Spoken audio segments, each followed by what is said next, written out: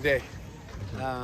You know, I feel like everyone's been here since about 8 o'clock, so it's you know, it's tough, the weather and all that kind of stuff, and you know, put ourselves in an opportunity to win.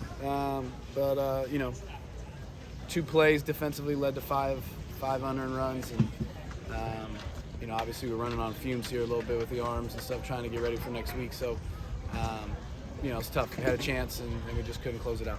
It's our challenge. You talk about saving arms for next week. You want to win the series. You want to try to sweep, but then you also got to think about next week, because that's what matters, to try to make a regional. Yeah, it's tough. It's just the worst part about this when you're in the situation where you got to win the tournament. That this weekend really, at the end of the day, doesn't mean anything.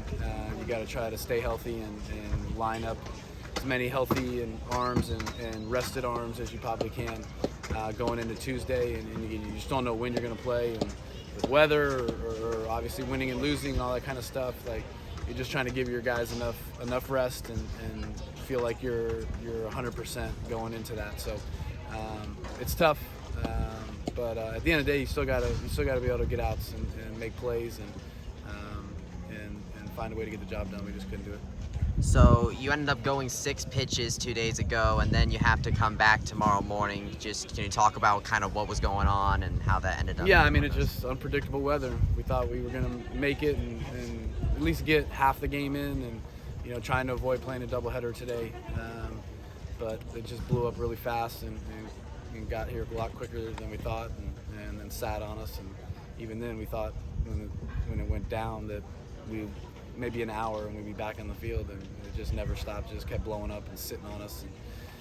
And the same thing happened today. We thought we would be fine. We knew it was going to we thought it'd be worse later, and it got here way earlier. And so it's just June, July, August weather.